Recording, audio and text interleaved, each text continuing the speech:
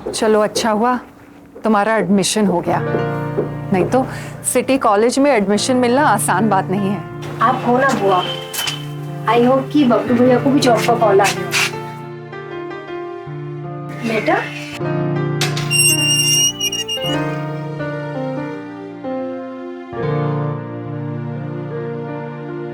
अरे बुआ जी, भैया को नौकरी मिल गई।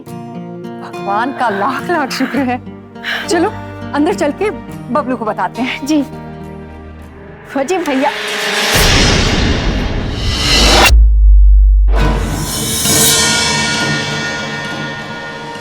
भैया भैया भैया बबलू भैया हमारे साथ ये क्यों होता है? Hello police. नमस्कार। सावधान इंडिया यूपी फाइट्स बैक में मैं पूजा गौर आप सबका स्वागत करती हूँ। संजुक्ता मुरादाबाद के सबसे अच्छे कॉलेज में एडमिशन हो जाने पर बहुत खुश थी। अपनी बुआ कल्पना के साथ घर वापस लौटते हुए वो भगवान से प्रार्थना कर रही थी कि उसके बड़े भाई बबलू की भी नौकरी लग गई हो। एडमिशन हो जाने की खुशखबरी वो सबसे पहले अपने भाई को सुनाना चाहती थी, पर संजुक्ता के लिए एक बेहद दुखद खबर घर पर इंतजार कर रही थी। बबलू को नौकरी तो मिल गई थी, पर किसी ने बड़ी बेरहमी से उसकी हत्या कर दी थी। आखिर क्यों हुआ था ये कत्ल? क्यों संजुक्ता का कहना था कि ये फिर से क्यों हुआ हमारे साथ? क्या हुआ था इससे पहले?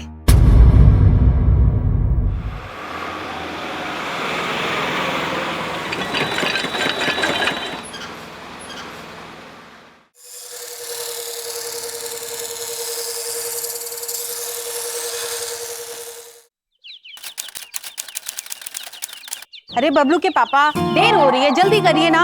अपनी बहन का ख्याल रखना बबलू, आज उसका लास्ट पेपर है, कोई डिस्टरबेंस नहीं होना चाहिए। पापा मैं सब संभाल लूंगा। पता नहीं सामान वामान भी ठीक से रखा है या नहीं। मम्मी वो सब हो जाएगा, आप निश्चिंत होकर शादी में जाइए। लेकिन मुझे चिंता इस बात की हो रही है, पापा 200 किलोमीटर गाड़ी खुद चला रहे हैं। इसकी चिंता ना कर, रास्ते में कोई परेशानी ना हो इसलिए मैंने गाड़ी की सर्विसिंग पहले ही पूरी करा ली थी। ये बहुत अच्छा किया पापा आपने।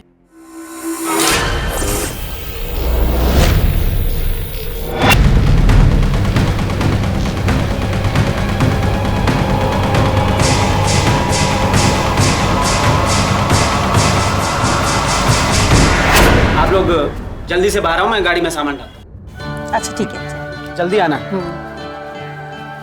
अच्छा देख पेपर ढंग से दे के आना, ठीक है ना? हाँ, आप मेरी टेंशन बिल्कुल मत लो, इस बार भी फर्स्ट डिवीजन पास हो जाऊंगी, देख लेना।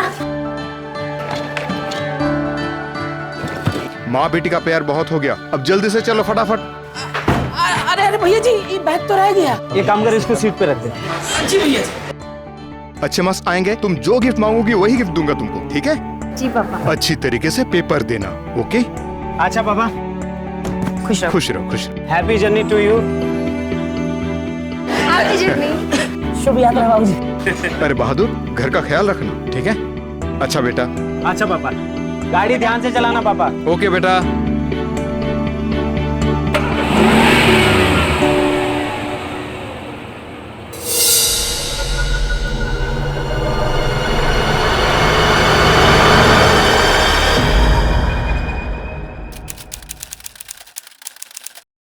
अरे किताब बंद कर और चल, बहुत पढ़ाई होगी, नहीं तो इम्तिहान के लिए देर हो जाएगी।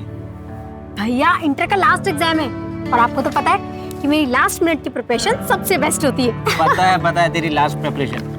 अरे प्रिपरेशन तभी काम आएगी जब तू टाइम से इम्तिहान देने पहुंचेगी। मैं बाइक निकालता हूँ, तू जल्दी से आ। भैया थैंक यू सो मच।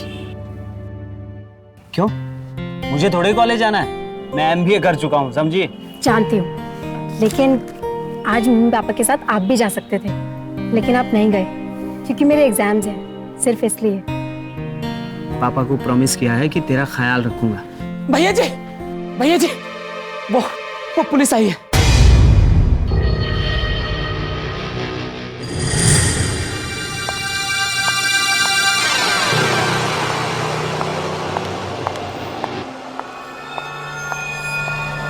हाँ इंस्पेक्टर साहब बोलिए। इस फोटो को देखो, इस गाड़ी को पहचानते हो आप?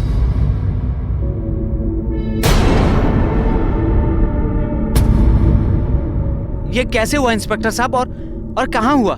ये कार्गो रोड पे हुआ है आज ही। इस वक्त डेड बॉडीज कहाँ पर है?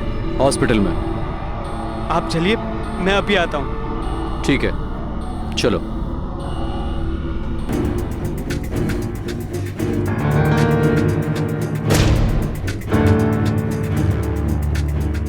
क्या हुआ भैया?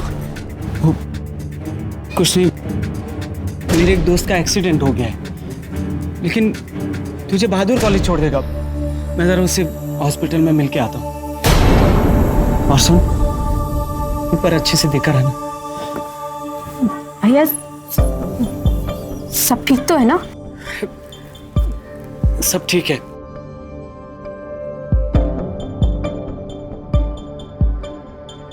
भैया जी, बहादुर सब ठीक है, तुम संजुक्ता को कॉलेज छोड़ो।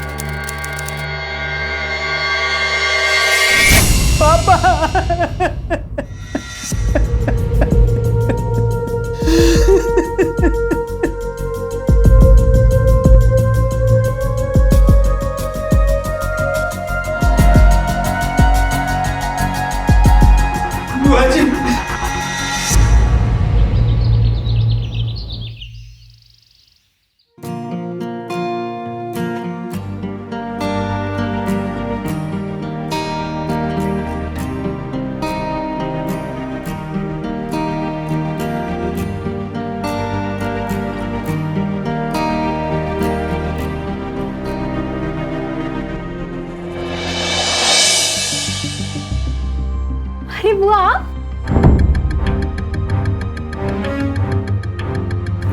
चल।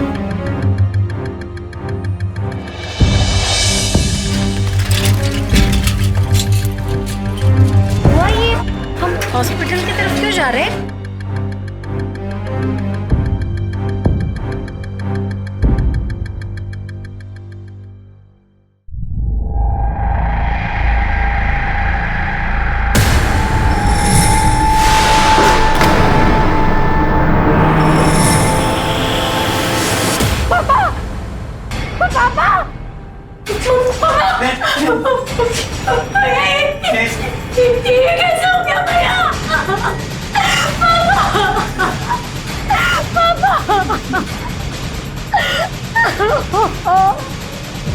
इसका कहना है कि हाईवे पर गाड़ी की ब्रेक फेल होने की वजह से गाड़ी पेड़ से टकरा गई।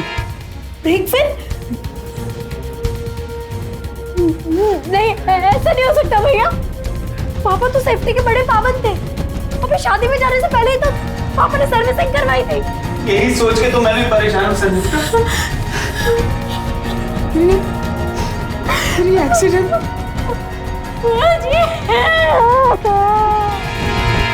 शुरुआती जांच में ही पुलिस को पता चल गया था कि गाड़ी का ब्रेक वायर किसी धारदार हथियार से काटा गया है, लेकिन पुलिस की छानबीन करने के बावजूद जब ऐसा करने वाले का कोई भी सुराग या सबूत नहीं मिला, तो सबूतों और गवाहों की कमी के कारण रामपुर पुलिस ने इस केस की फाइल को बंद कर दिया। पर फाइल बंद होने से सवाल खत्म नहीं होते और यहाँ सवाल ये था कि आखिर किसने रची थी ये जानलेवा साजिश और क्यों? क्या कभी इन सवालों के जवाब मिल पाएंगे या फाइल के साथ ही दबकर रह जाएंगे?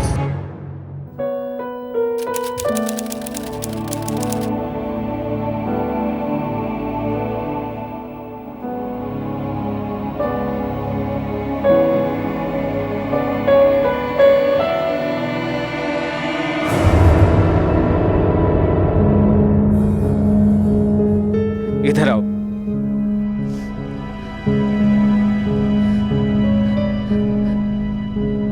मुझे आंटी अंकल के बारे में पता चला। I am sorry. चला जाए यहाँ से। बबलू, लेकिन मैं तुमसे कोई बात नहीं करना चाहता इस वक्त। प्लीज प्लीज चला जाए यहाँ से।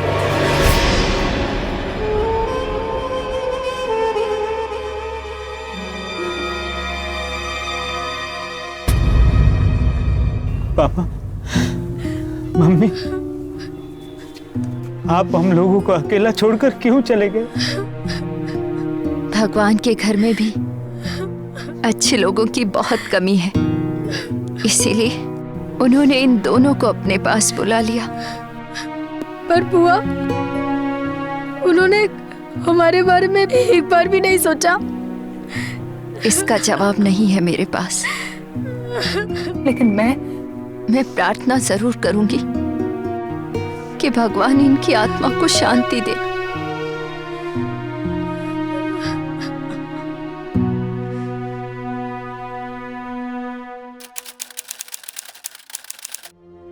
बेटे, तुम्हें हिम्मत रखनी होगी। तुम ही घर के करता धरता हो, कुछ खा लो। जी, मेरा तो ये सोच के दिमाग फटा जा रहा है कि कोई मम्मी पापा के साथ ऐसा क्यों करेगा।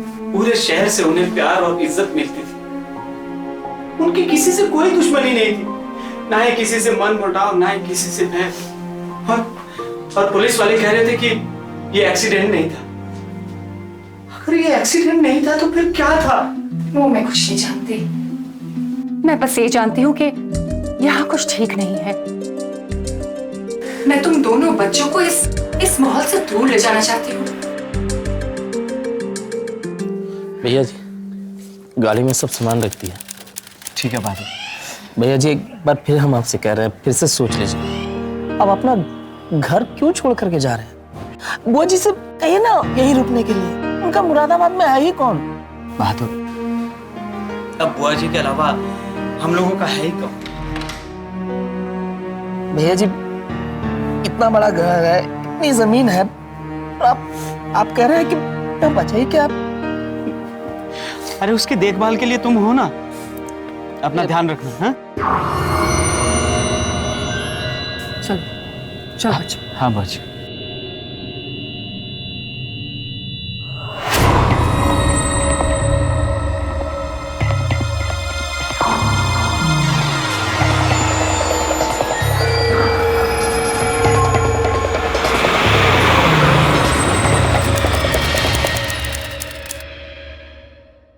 भैया, यहाँ बिल्कुल अच्छा नहीं लग रहा है। प्लीज यहाँ से वापस चलते हैं।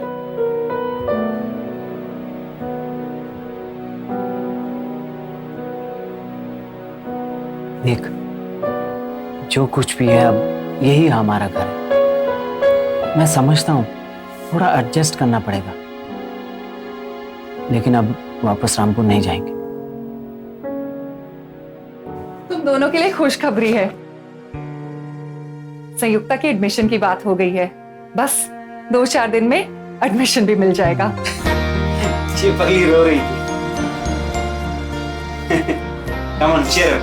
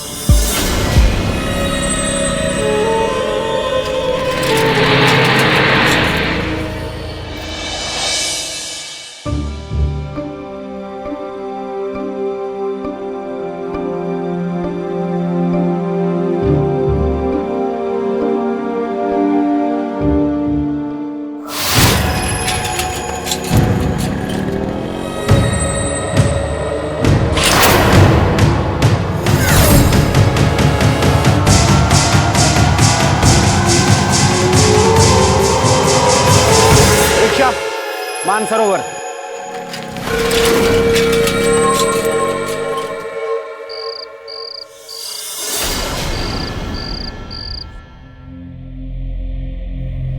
अरे भैया, आपका इंटरव्यू कैसा रहा? मैं तो बताना ही भूल गया। बुआ, आज इंटरव्यू बहुत बढ़िया रहा और मुझे तो लगता है ये जॉब मुझे ही मिलेगी। देखा, मैंने बोला था ना। मैं प्रार्थना करूंगी कि जॉब तुम्हें ही मिले। थैंक यू बुआ जी। अरे वो बिरयानी पास करना। अपने माता पिता की सड़क दुर्घटना में मौत के बाद बबलू और संजुक्ता रामपुर छोड़कर अपनी बुआ के पास मुरादाबाद रहने चले आए। बुआ की देखभाल और प्यार से एक ही झटके में जो जिंदगियां उजड़ी थी वो फिर से संवरती नजर आ रही थी। पर मगर कोई तो था जिसे ये खुशी मंजूर नहीं थी। आखिर कौन हो सकता था इस परिवार का दुश्मन? क्या बिगाड़ा था इन्होंने किसी का? किसकी नजर थी इनकी खुशियों पर? चलो अच्छा हुआ तुम्हारा एडमिशन हो गया, नहीं तो सिटी कॉलेज में एडमिशन मिलना आसान बात नहीं है। आप हो ना बुआ। आई होप कि बबलू भैया को भी जॉब का कॉल आ गया। लेटर?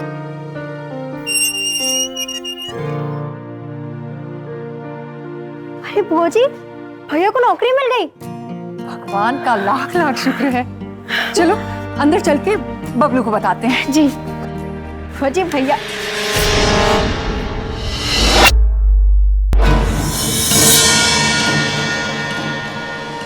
भैया भैया भैया बबलू भैया, अरे हमारे साथ ये क्यों होता है? Hello police.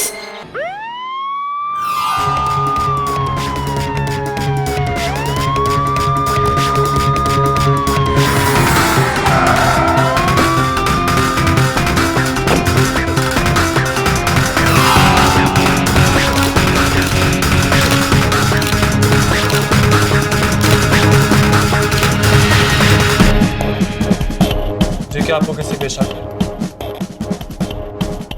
इस पर शक होगा सर। हमें तो आए हुए सिर्फ 1 ही महीना हुआ है और हम तो यहाँ किसी को ठीक से जानते भी नहीं।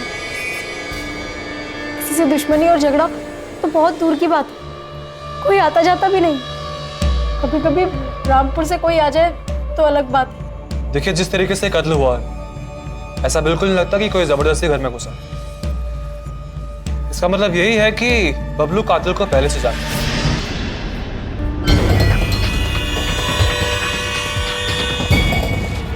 ये तो रामपुरी चाकू है। भला आज की तारीख में ऐसा चाकू कौन इस्तेमाल करे?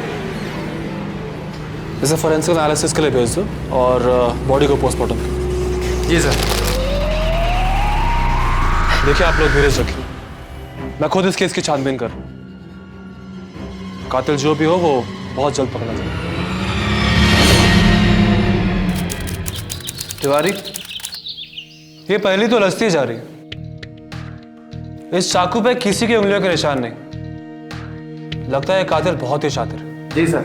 और भला आज के दौर पे रामपुरी चाकू कौन इस्तेमाल करेगा? और इस चाकू को देख के लगता है कि इसे खास तौर पे बनवाया गया।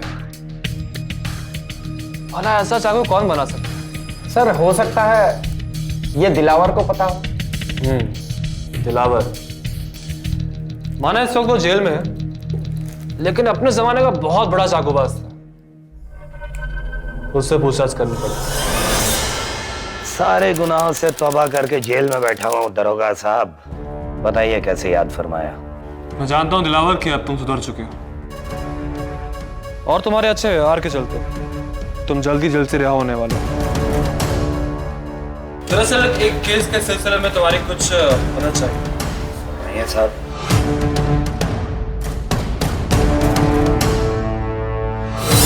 इसके बारे में क्या बता सकते?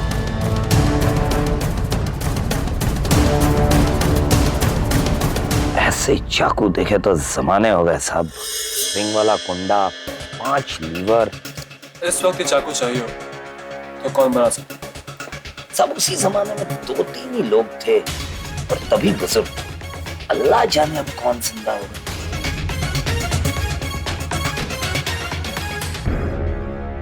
इस चाकू से इस लड़के का खून।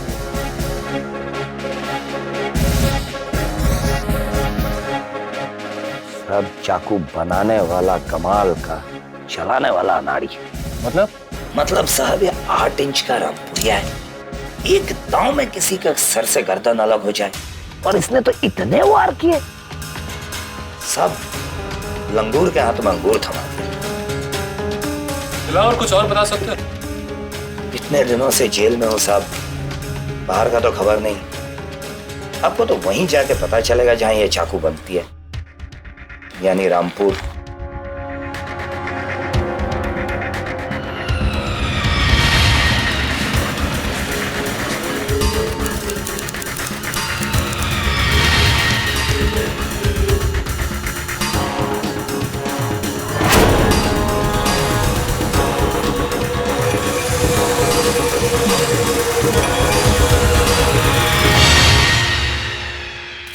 जी हमें लगता है कि आपके भाई की हत्या के तार रामपुर से जुड़े हुए हैं। क्या आप हमें वहां के बारे में कुछ और बताएंगे?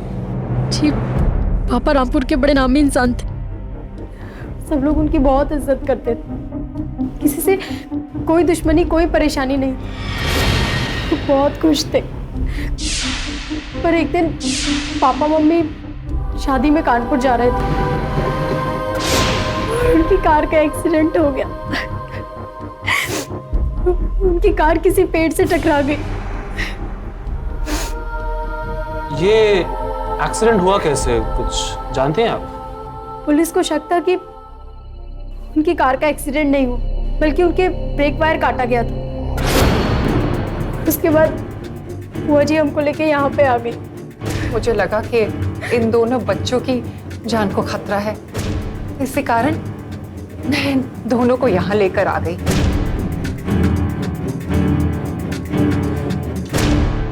क्या कोई और है रामपुर में जो हमें बबलू के बारे में कुछ और बता सके? वो है एक आदमी, बबलू का दोस्त राहुल।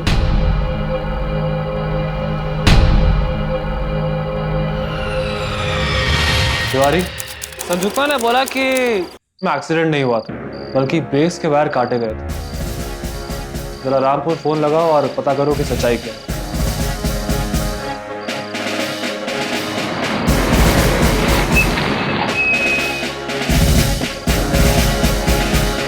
टंके खोलकर। हाँ ठीक है सर, अभी रामपुर थाने से फोन था। गाड़ी की ब्रेक वायर को किसी तेज धार वाले हथियार से काटा गया था। अच्छा, इसका मतलब संजुक्ता सच कह रही। चलो।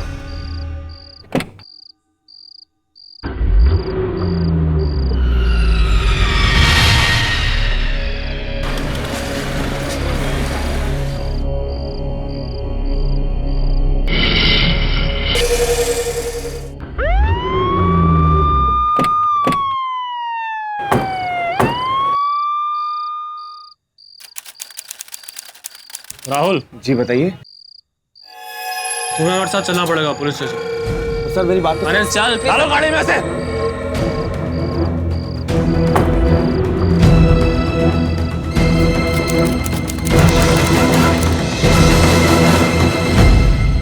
बोल, बबलू और तेरा क्या रिश्ता था? बोल। बबलू मेरा बेस्ट फ्रेंड है सर। बबलू को कोई परेशानी तो नहीं है ना? परेशानी मतलब तू ये कहना चाह रहा है कि तू कुछ नहीं जानता? किस बारे में सर? बबलू के मर्डर के बारे में। क्या? बबलू का मर्डर? सर मैं कुछ नहीं जानता सर। नहीं जानता मैं सच कह रहा था। मैं बबलू के मर्डर के बारे में कुछ नहीं जानता सर। इसकी सारी जलन कुंडली निकाल। इसने 2 महीने में किन लोगों को कॉल किया, किनके पास गया, किनके साथ उठा बैठा, किन लोगों से बात की, सब कुछ। जी सर।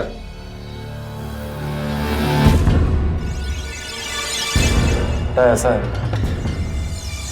बहुत बड़ी मुसीबत में फंसने वाले थे। सच बताओ वरना। सर मैं बताता हूँ सर। बबलू मेरे बचपन का दोस्त है सर। लेकिन सर फिर हमारी दोस्ती टूट गई। क्यों? बोल। सर क्योंकि मैं संजुक्ता से प्यार करता था सर, और ये बात बबलू को पता चल गई।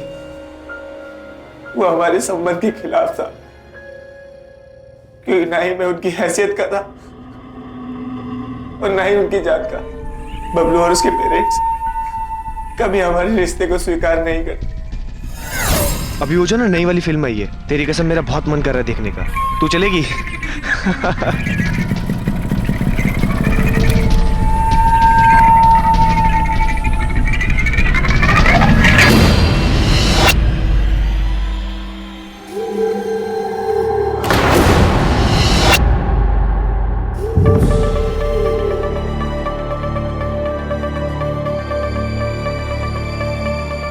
जा और बाइक के पास खड़ी हो जा। लेकिन मैंने कहा जा यहाँ से और बाइक के पास खड़ी हो जा। संजू, बबलू, मेरा सबसे अच्छा दोस्त होकर तूने मेरी पीठ पर छुरा घोंपा। बबलू, मैं तुझे मेरे और अपने बीच का अंतर मालूम है ना तुझे? भूल कर भी अगर मेरी बहन की तरफ आंख उठाकर देखा, टांग तोड़ के हाथ में दे दूंगा। समझ गया तू? भूल जाऊंगा कि कभी तू मेरा दोस्त था। याद रखना। सर, उस दिन के बाद से मैं संयुक्ता से कभी नहीं मिला। मैं आंटी अंकल के चौथे पे उनके घर गया था, लेकिन बबलू ने मुझे वापस लौटा दिया। सर, इसके अलावा मैं कुछ नहीं जानता। सर, मैं सच कह रहा हूँ, मेरा यकीन कीजिए। सर, बबलू मेरा दोस्त था सर, मैं उसका कत्ल क्यों करूंगा सर? सर, अगर आपको मेरी बात झूठ लगे तो सर फिर चाहे आप मुझे फांसी में लटका देना सर। इसका फैसला तो अदालत करेगी।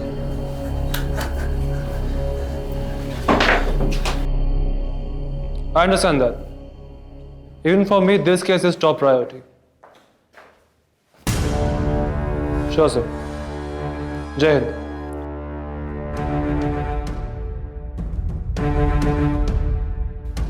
बोलो तिवारी, क्या पता लगा? यही सर कि राहुल सच बोल रहा है। मैंने उसके सभी रिकॉर्ड्स भी चेक किए, सबके सब एकदम क्लीन है।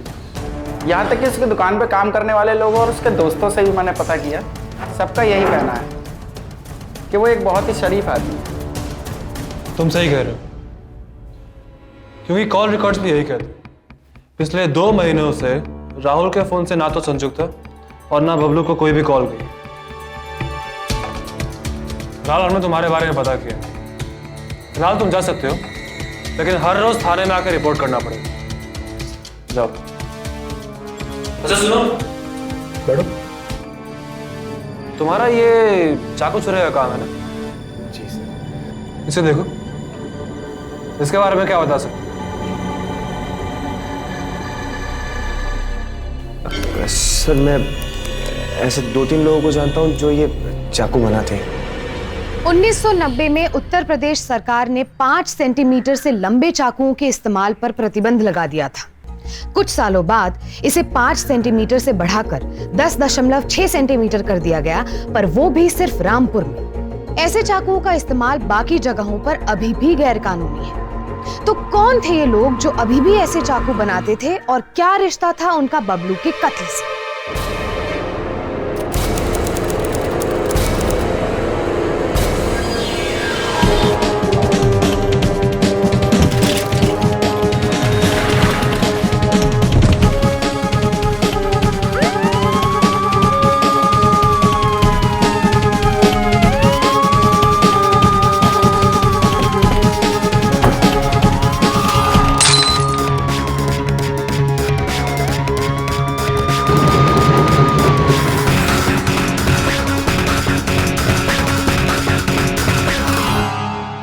गलती हो गई साहब, माफ कर दीजिए। गैर कानूनी चाकू बनाने के जुर्म में तुम तीनों को अंदर सड़ा दूंगा।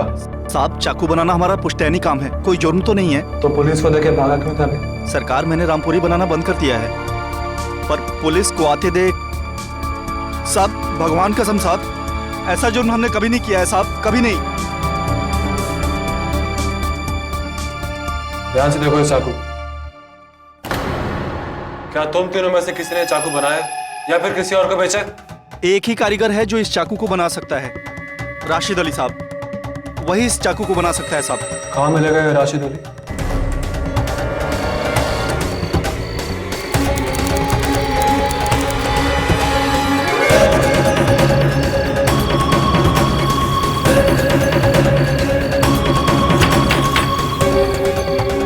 तिवारी, छोड़ दरवाजा।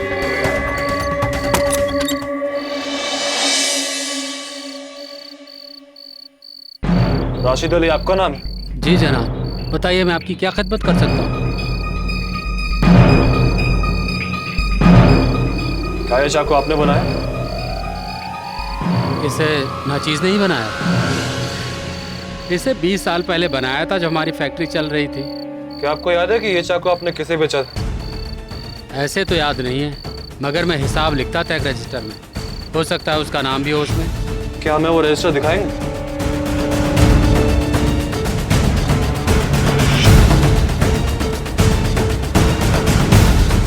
ये लीजिए। रशीद जी, ये रजिस्टर हमें अपने साथ लेके जाना होगा। ठीक है साहब, मेरे किसी काम का नहीं। शुक्रिया। अगर आपको कोई और बात पता चले तो आप मुझे कॉल कीजिएगा। ठीक है साहब। तिवारी ने मेरा नंबर दिया।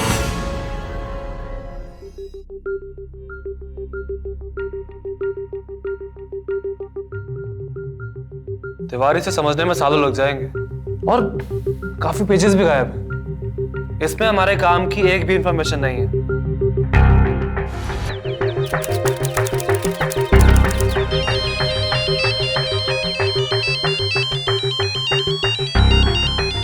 राशिद अली।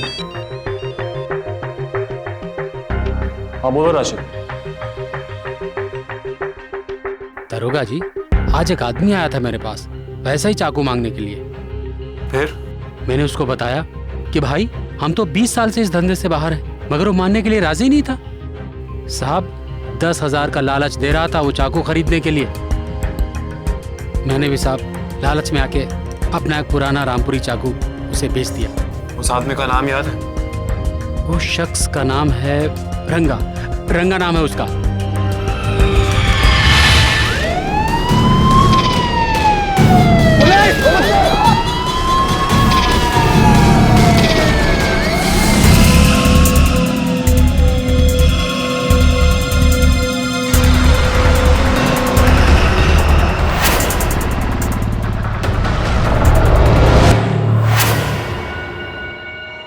वो रामपुरी का जो तुमने राशिद से खरीदा था। क्या हुआ साहब? चाकू बहुत अच्छा चला लेता है। तो जानता ही होगा 3 मर्डर के इल्जाम में तेरे को गिरफ्तार कर रहा हूँ, समझा? नहीं साहब, राशिद अली से वो रामपुरिया लिया जरूर था मैंने, पर आपने लिया नहीं।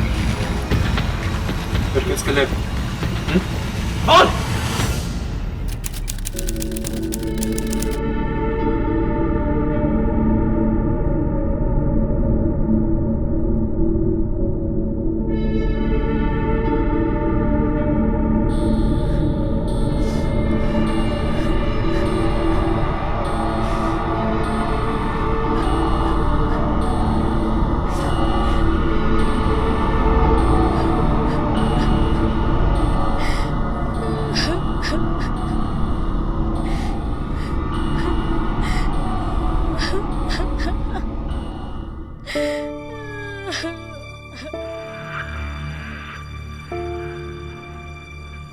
राम नाम सत्य है।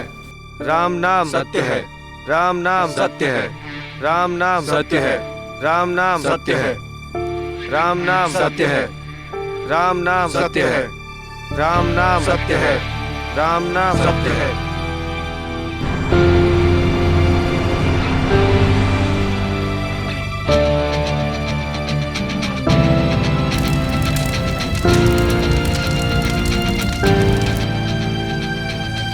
चुप हो जा बेटी। तुझे रोता देख बबलू की आत्मा को शांति कैसे मिलेगी? बुआ जी, हमने किसी का क्या बिगाड़ा? क्यों कोई हमारे पीछे पड़ा हुआ है?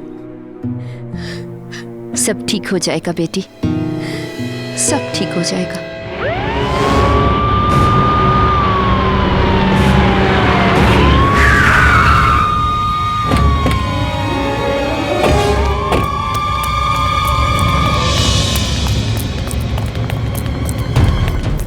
क्लियर है? चलो।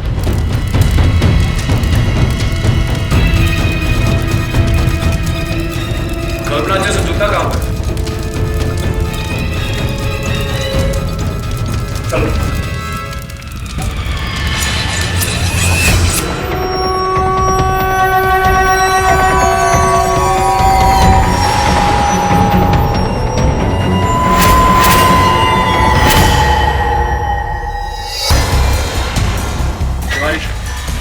कैसे भूल गए कि औरतें शमशान घाट नहीं है?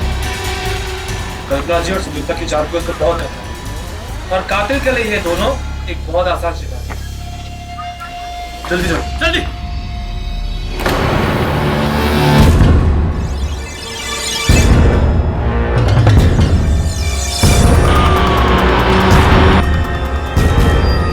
सब याद रहा बाबूजी।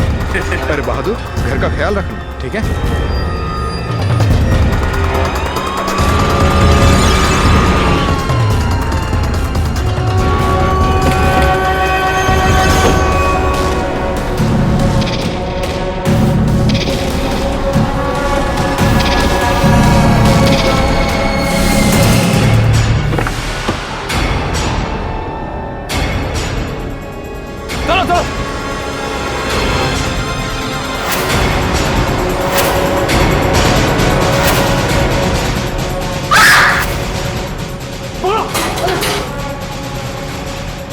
लेके जाओ इसे, बंद करो।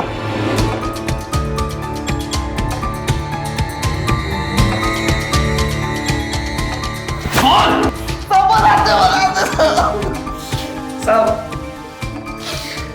उस दिन जब मालिक कानपुर जा रहे थे तो मालिक मालकिन के घर से बाहर आने से पहले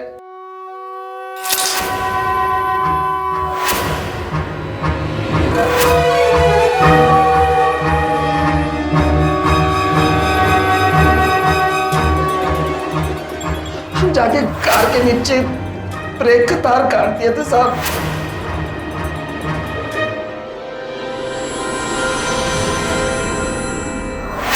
साहब जिस दिन बबलू भैया इंटरव्यू देने गए थे उस दिन हम ही उनका पीछा कर रहे थे।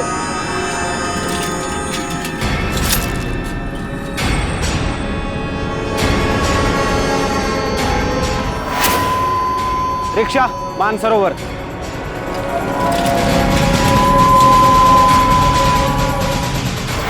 उस दिन हमको मौका नहीं मिला तो एक हफ्ते के बाद हम फिर रामपुर से मुरादाबाद आए। बबलू भैया ने सोचा कि हम उनसे मिलने आए और उन्होंने दरवाजा खोल दिया। अरे तुम? जी भैया जी। और कैसे आना हो? कुछ नहीं भैया जी, बस आपकी याद आ रही थी। अच्छा ये बताओ, खेत में खड़ी फसल पे खाद पानी ठीक से डाल रहे हो कि नहीं? हाँ भैया जी, डाल दिए। ये क्या है? तेरी मौत। हमें माफ कर दीजिए साहब, हम आपको और भी कुछ बताते हैं साहब। बेटा तू आराम कर, मैं पुलिस स्टेशन जाके पता करती हूँ कि हुआ क्या है। बोल, हमारा अगला शिकार कौन?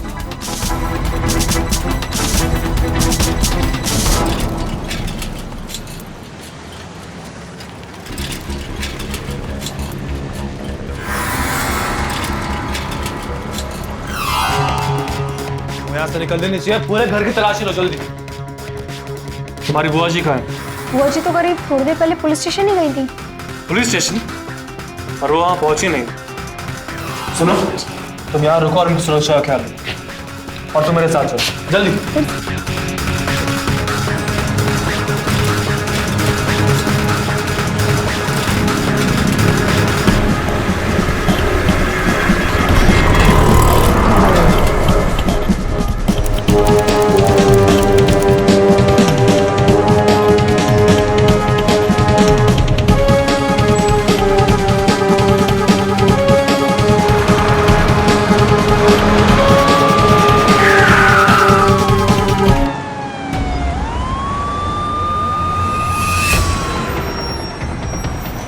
कल्पना जी, कहाँ जा रहे थे आप?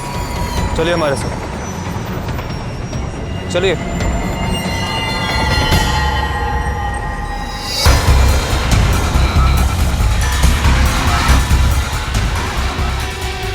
कल्पना जी, अब अगर सच्चाई आप खुद ही बता दें तो बेहतर रहेगा। हमारे ऊपर बहुत कर्जा था। मेरे पति के गुजर जाने के बाद कुछ देर तक तो लेनदार चुप रहे, लेकिन फिर उन्होंने जोर डालना शुरू किया। लाखों रुपए मैं अपने भाई से तो मांग नहीं सकती थी, इसलिए मैंने सोचा कि अगर मैंने अपने भाई के पूरे परिवार को ही खत्म कर दिया तो अपने पिताजी की जायदाद की इकलौती वारिस मैं ही बचूंगी। इसीलिए मैंने बहादुर को 10 लाख रुपए का लालच दिया और अपने साथ मिला लिया। उसने मेरे ही कहने पर भैया की गाड़ी के ब्रेक काटे थे। काम हो गया जीजी। जिस दिन मैं बबलू और संयुक्ता को रामपुर से लेकर आ रही थी, उस दिन निकलने से पहले तुमने बहुत अच्छा काम किया बहादुर। ऐसे ही तुम्हें इन दोनों को भी खत्म करना है। काम हो जाएगा बुआ जी। संयुक्ता और बबलू को मैं अपने साथ मुरादाबाद लेकर चली आई। बहादुर पर किसी को शक नहीं होता, इसीलिए मैंने उसे मुरादाबाद बुलाया। ये क्या है? तेरी मौत। जीजी, बबलू भैया का भी काम तमाम कर दिए हैं। जब मुझे लगा कि बबलू की मौत का मामला शांत होने लगा है, तब मैंने एक दिन बहादुर को फोन किया। हेलो। अब सिर्फ संयुक्ता ही बची है, उसका भी काम तमाम हो जाना चाहिए। मुझे जल्द से जल्द प्रॉपर्टी और पैसा चाहिए था, जिससे कि मैं अपने ऊपर चढ़े हुए कर्ज को उतार पाऊं और चैन की जिंदगी जी पाऊं। चंद पैसे और प्रॉपर्टी की लालच में आप इतने अंधे हो गए कि आपने अपने ही परिवार का कत्ल कर दिया। कल्पना जी, आप जैसी बुआ और आप जैसी बहन जिन लोगों की हो, उन्हें दुश्मनों की कोई जरूरत। ये घिनौना खेल कल्पना ने परिवार के नौकर बहादुर के साथ मिलकर रचा था। एसपी यादव की कोशिशों से न केवल कल्पना की करतूतें सामने आई, बल्कि संयुक्ता की जान भी बच गई।